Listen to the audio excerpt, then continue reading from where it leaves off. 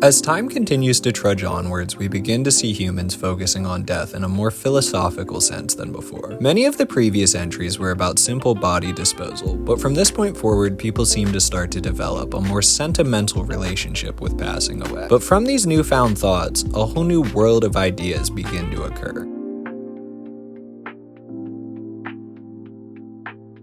For as long as humans have had a recorded history, we seem to always look up at the stars and wonder what comes after all this. Many cultures choose to believe that there is some form of positive afterlife for those who choose to live their life with good morals. The ancient Egyptians wrote their take on heaven around 2400 BCE. Their view of heaven was known as Aaru. If your heart was deemed balanced after death, you would be given the privilege of going on a long, arduous journey to the field of reeds, where they would exist peacefully and pleasurably for all of eternity. Hebrews, on the other hand, did not originally emphasize life after death in their texts, but as they were persecuted more and more, the need arose. They chose to believe an afterlife would surely be the only way to explain the lack of justice they were facing on earth. Christians associate heaven with the throne of God and believe it is where their souls will be reunited with both God and Jesus Christ for the rest of eternity. Islamic descriptions of heaven tend to include personal wish fulfillment. This includes a lavish afterlife featuring fine wine, fancy banquets, and even beautiful women. Both Buddhists and Hindus view heaven not as an endgame, but as a temporary place or state along their journey. The Epic of Gilgamesh is one of our oldest known tales of heroism, with death as a central theme. It was originally written by Mesopotamians on clay tablets dating back to 2000 BCE. They believed the afterlife would be completely miserable, going as far as to describe it as a dark, cold room with horrible food. To a culture where ensuring food availability was still a #1 priority, you couldn't get a much worse fate. In the story, the lameness of this afterlife inspires King Gilgamesh to go on a long journey in search of immortality. A lot happens, but in the end he eventually learns, "Life, which you look for, you will never find. For when the gods created man, they let death be his snare, and life withheld in their own hands." This quote speaks to the futility of seeking immortality in life, highlighting the tragic reality that humans must accept their mortality in order to ever really live. This work would go on to be incredibly important to the foundation of other religions and heroic sagas in general. Historians have noted several parallels between the epic and works such as the Bible and the Iliad, most notably the Garden of Eden.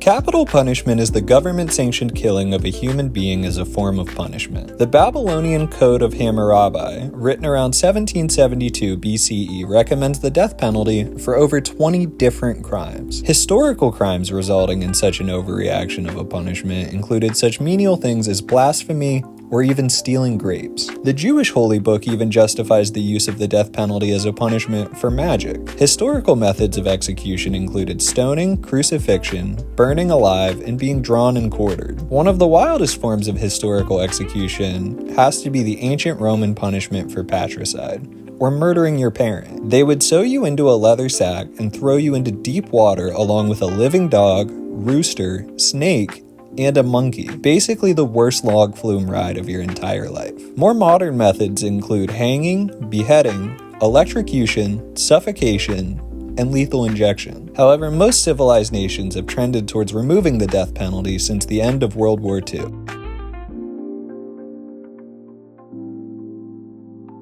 Even though stones being used to mark graves goes back a bit further, the practice of using the stones to identify the person being buried in a grave began as early as 1600 BCE in Greece. Commonly engraved information includes their name, the date they were born, and the date they passed away. The placement of graves has played a different role across various cultures. In colonial Spanish cemeteries, they pointed their graves purposely to the east, towards the sunrise, in preparation for a coming judgment day. Muslims, on the other hand, place their grave perpendicular to the Qibla, which is a line pointing towards Mecca. They are placed in the grave with no casket, facing sideways looking towards the Qibla. Islamic gravestones tend to be less lavish and intricate than those from other religions. religions. 1600s colonial New England is where cemetery art started to become much more elaborate, more commonly including inscriptions of things like death's heads or symbols to represent portals to the afterlife. Gravestones have become much more boring and corporate in the modern day, commonly lacking originality or creativity. It is believed we used to view the grave as a final home or bed, a true final resting place, whereas we now seem to have lost that sentimentality somewhere along the way.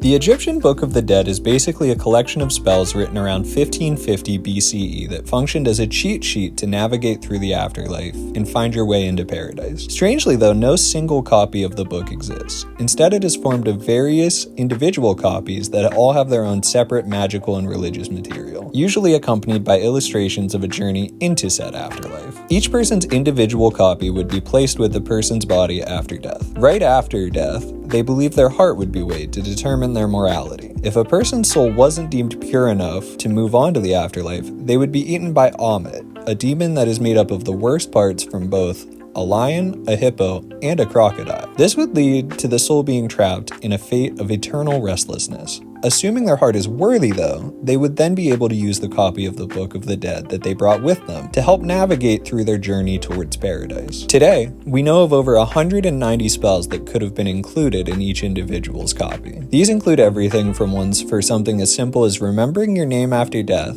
to something as complex as pacifying one of the many dangerous creatures you would stumble upon along your journey through the afterlife. The spells were originally reserved for royalty, but as with everything, the hot gossip would eventually spread to the lower classes over time.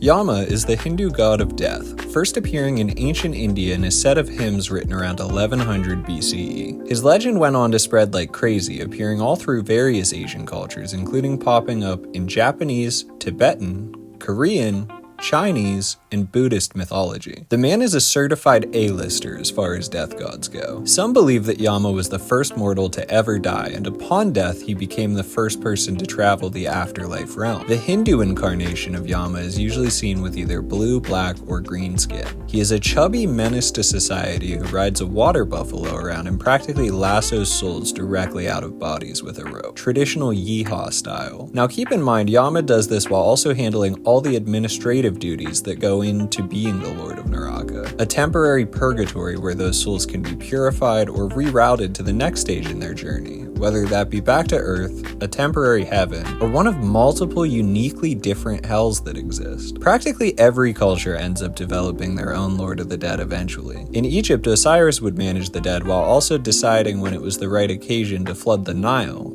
if he got a spare minute in his schedule. The Mesopotamian death deity, Ereshkigal, is most well known for not letting one of her fellow goddesses enter the underworld unless she got butt-cheek level naked for some reason, then instantly has her killed and hung on a hook upon doing so. Just absolute madness. Possible girl boss energy, however, I was unable to confirm that throughout any of my research.